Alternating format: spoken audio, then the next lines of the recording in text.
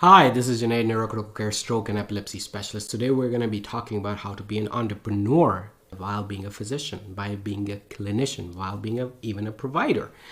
And this is the sexy term of everything, right? Like, oh my God, I want to be an entrepreneur. Look, there's a lot that goes into it. And then more importantly, if you want to be ethical, if you want to make sure that you are providing value, it is a little bit harder in medicine, and we're going to talk about it. So let's first see what I talked about in the opening lecture, that there are newer and newer designations that are coming up because of that entrepreneurship spirit that is going on. There are literally new positions being created because of the onslaught of digital healthcare transformation. And this is the right time, and you can define in some places your own position where you want to be. Now, defining an entrepreneur, who is it? The one who organizes, manages, and assumes the risk of business or enterprise. And that's what a startup is. A startup is basically something that you want to grow, that you want to make in a highly uncertain situation, very high risk situations. And that's where you assume the risk for that, where you are comfortable with significant uncertainty. And that's where it is hardest to do, because you never know if this is going to go. I mean, I've been an angel investor in some of these startups as well. And just to quantify, especially now that we are looking at digital assets, which are intangible, right? These are not physical assets that you can put a value on. Like, this thing has $30 value, and therefore we can go through that. Quantifying itself now is becoming an increasingly harder task. Now, the Forbes decides it's best. George Deb's article, it's all referenced in the Academy and the show notes and everywhere. A person who's a risk taker, that's the key thing. Comfortable with uncertainty, visionary, who can see into the future and say, okay, this will be the need of tomorrow, so I'm going to build it today. Who's also a leader, because that's where you have to build a team. No matter what you do, you have to build a team. A pit bull, because in terms of initially you have to hustle. And basically a superhero is because it's just fantastic, right? I mean, this is where we live in times of being the entrepreneur superhero. It is extremely hard. It requires grit. What is grit? Grit is basically patience. So you have to be extremely patient because it takes time. Perseverance, because everyone will be against you, including your spouse. And you need to have tremendous passion for it. Because unless these three things are mixed up into one word called grit, you will not be a successful entrepreneur. You need to have a mindset for it, right? There are ways that I can take risk, but there are risk limitations that I have. Now I have 2 daughters. I have to make sure that their college funds are there. I cannot pool everything into that. It depends on where you are in life that you can be an entrepreneur as well. And that's why when you are deciding, and that's why I wanted to bring this at the level of medical schools as well, and even younger than that you need to understand that what kind of financial, social situation you are and how you can increase your chances in doing so. There's a fantastic book called Unfair Advantage. You should read that. Hassan is a good friend. The writer is a good friend of mine. And those are things that you have to start learning from the very beginning to understand the journey of entrepreneurship. You have to seek a problem and defy the norms in problem solving. You need a complete new set of skills, and you have to be comfortable with uncertainty. Relentless pursuit of passion with patience. Grit. We are living in an entrepreneurial age because we are transitioning to a digital economy. So there is a whole new transition that's happening from digital finance to digital entertainment to digital healthcare. There's a rise of startups everywhere, and everyone is getting supported, including governments, grants. And to be honest with you, capital is cheap. As a matter of fact, people have realized that it is a gold rush. And then when you can produce a product and it can be successful, people will back you up. So we are living in an entrepreneurial age. Believe it or not, there's literally 2 new unicorns announced each day in the first half of 2021. So there's a tremendous value being created in the recent times. Now, what about healthcare? Healthcare comes with its own sense of challenges. And the biggest one is that I cannot go from 2-day shipping to 1-day shipping and then I'm going to attract customers. It doesn't work like that. Unfortunately, outcomes are tied to reimbursement. If the CMS is not going to reimburse it, if that is not going to happen, my product is not going to be successful. You can produce as much value as you can, but the insurances and this government, everything has to pay for it. And that's where the biggest, when I'm going to come to artificial intelligence, you're going to learn about it, that wow, we have such a big hype, but who's paying for it? Nobody. So we have to figure that out. Especially the biggest challenge in healthcare is that we are tied. Unfortunately, the horse cannot move faster because they're holding up the rails of the horse going faster. It's unfortunate, but it is the biggest problem in healthcare to be an entrepreneur.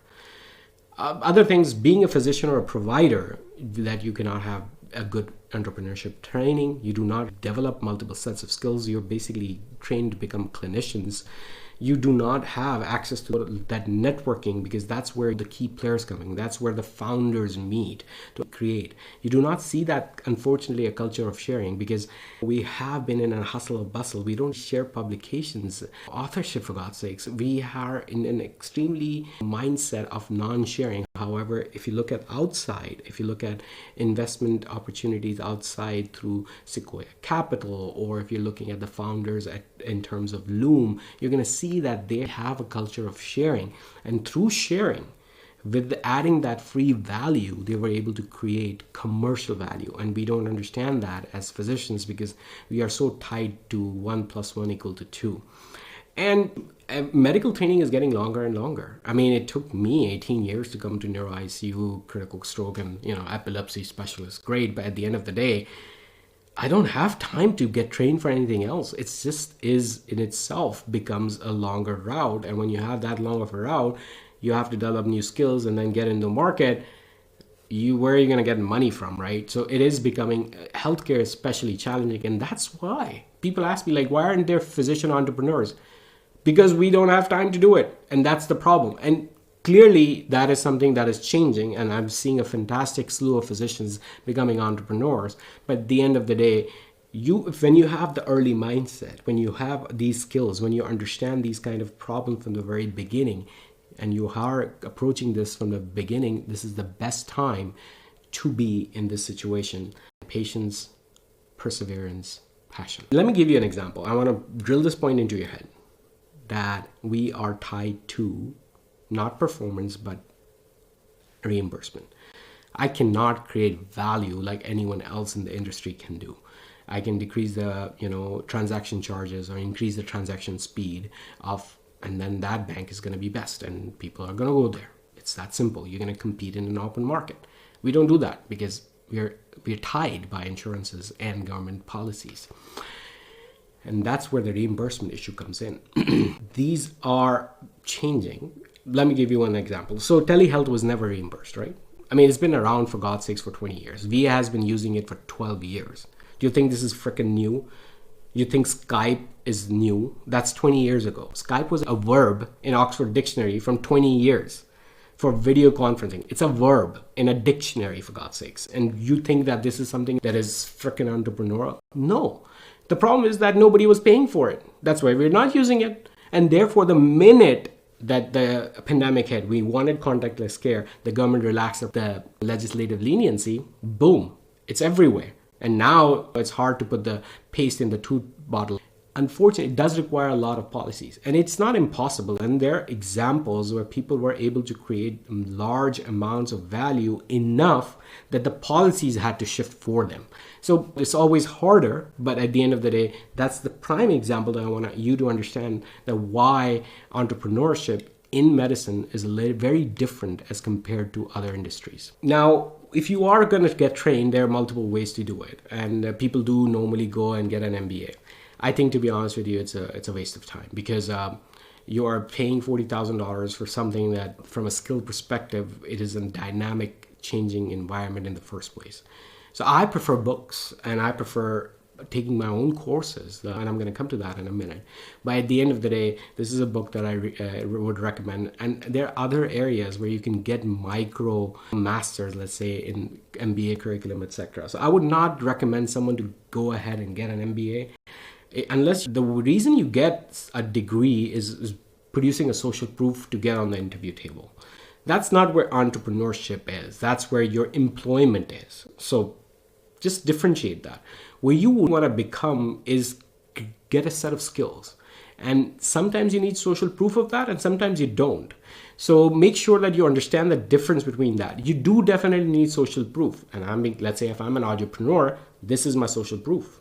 You're watching me on the YouTube right now or a course. So therefore, social proof can be many things. And I think paper degree social proof is losing value a lot. As a matter of fact, like my brother is a software engineer. He got a job even before he graduated. It depends, because he had a perfectly working model that the company wanted, appreciated it, they offered the job even before he graduated. So things are changing in the other industries. Healthcare industry, unfortunately, is lagging a little behind of them. Now, the next few slides are all coming because of Dr. Meyer's benefit. This is one person you need to follow. He literally wrote the book on digital health entrepreneurship. I follow him on LinkedIn. He has about 2,000 articles. And these information that is coming is directly coming from him. So I would appreciate that you say things on my behalf to him, and then more importantly, follow him and make sure you learn from him, because that's where I have been learning most about specifically the healthcare entrepreneurship. And of course, there are different courses I take constantly. There are different networking that I do constantly to improve my skills in this particular area as well. So he wrote Stages of Digital Health Entrepreneurship. And the stage one is making an analysis. Let's give an example. I did an analysis of market and I said, I'm going to make a neurocritical care course. What is the market? Maximum 1,000 people. Okay, 2,000. Globally, 5,000. But if I'm going to do a course that is going to create, the market is what? Very small, tiny. I can charge more, but it's tiny. If I do a course for a medical school, even a high schooler student who is going to decide to becoming a physician, what is the market for that? Hugely different. Let me give you another example. I can do a device that is for neuro ICU. How many neuro ICUs? 50 neuro ICUs. Or I can do a device on seizures. How many seizure patients in consumer market? What is going to be the reimbursement? So first and foremost, you have to make a complete market analysis. Then you have to understand where the opportunities lie in that, and then assess those opportunities individually and then go from there. Then you have to work on crafting a solution that is not potentially, if it is available in the market. To be honest with you, everything is now curated. Somebody has freaking thought of it. So you're not going to be the first in thinking of an idea. And that's what I hate about ideas. And people say, oh, that's a freaking entrepreneurial idea. Great. It's not a big deal to come up with ideas. I fart out ideas every day. That's not the issue. The issue is to commercialize it, to improve on it, to make sure that it is validated, that is verified, and that is something that can be implemented, integrated. And that's where the stage 4 comes in. Able to deploy that freaking idea into the existing systems in terms of quantifying the value as well while you're doing it. Then there comes dissemination and implementation and diffusion of that innovation. That is basically what we call the growth stage. And then finally, that's where marketing comes in, and then post-marketing. As a matter of fact, if I'm a founder, the biggest thing I do is sale. That's what I've ended up doing. And then continuous quality improvement, getting the team in to make sure that those things are going. This is like a brief 10-minute sort of just stages of digital health entrepreneurship. Did you see? Now you tell me, what skills do you have been trained on any of these stages? None. At least I wasn't. I mean, I had to train myself. That is the best way to train it, to be honest with you. I'm not looking for a job, so I would not get an MBA. But that's, if you want to get an MBA, then you are applying to become a job in that particular way. But to be honest with you, digital health entrepreneurship is the key, not just becoming a job in itself. Arlene Myers, who said that, what would be the advice to medical students who want to be entrepreneurs? Internship at a startup. Network. LinkedIn is your best thing. Do free MOOCs. There are available courses around at Udemy, Coursera, everywhere. Google is sponsoring people to do their courses. Identify yourself openly as an innovator, because people do attract that. If somebody comes in for a connection on LinkedIn and he's just like, oh, physician, yeah, whatever. But the problem is that if they do identify themselves as an entrepreneur, as a person who knows something, who has an idea, or introduces themselves in that way, then I would pay attention, because here I know all the neuro ICU guys or the stroke guys or the epilepsy guys that I need to know, because that's where my clinical life lies. But the non-clinical life, I need to make connections, and that's where that comes in. Talk to leaders. I mean, learn from their history. I have always listened to podcasts, and there's a whole list that I will be putting on the next few lectures on the YouTube itself, open to all, like what are the other resources that a physician should go after, or Arlene Myers is podcasts, books, learning through different courses, etc. What are the factors that are going to be choosing a medical specialty? That is a key thing, right? I mean, and that's where the thing comes in. Everyone says that radiology as a field is going to go away. Is it? Not, I don't know. But at the end of the day, I think this is a fantastic time to be in a radiology, because if you want to be an entrepreneur. So those are the things that you also have to consider when choosing your particular medical specialty. Be tactful in terms of interest when you are in the medicine department, because nobody likes it. People want you to be a doctor. They don't want you to be an entrepreneur. You didn't get into medical school to get an entrepreneur. Go to a business school, right? That's it, right? Why are you here? So you have to be a little tactful. But in terms of where you want to be, make sure who you talk to. So that's one of the few advices that Arlene Myers gave. I mean, I'm in a different position. I was in a medical school or high school or later, but at the end of the day, you need to make sure who you're talking to, how you're talking to when you're talking about entrepreneurship. How to pick a residency if you are interested in entrepreneurship. You have to look at the innovation ecosystem within that subspecialty, and there's everywhere, right? I mean, neurology has some, cardiology has some, radiology has some. Where is the biggest bang for your buck? Now, I'm going to tell you that I want to be a neurologist, period, and therefore I'm going to look into neurology entrepreneurship, but it could be the other way around.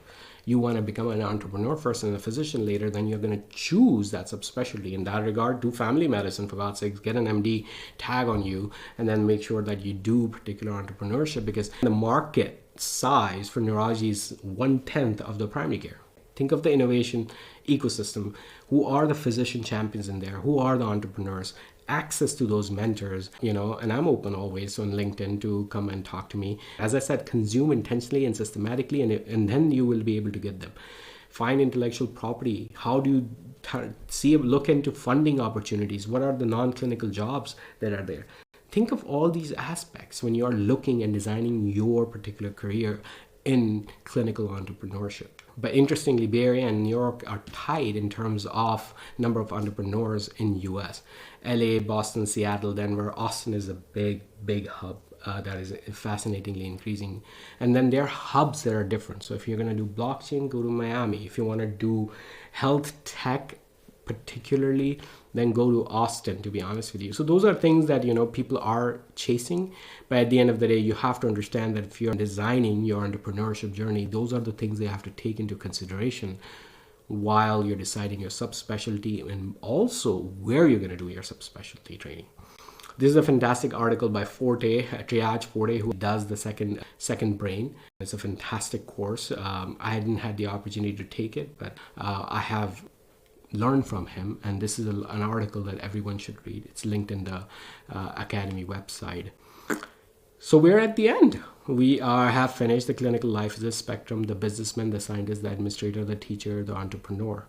And then share with me which one you're going to be, or you're going to be a new one, because as I said, it is a growing field right now. Thank you so much for your time. If you save a life, it is as if you saved the life of mankind. Please make sure you like, comment, share, and subscribe to my YouTube channel and my newsletter.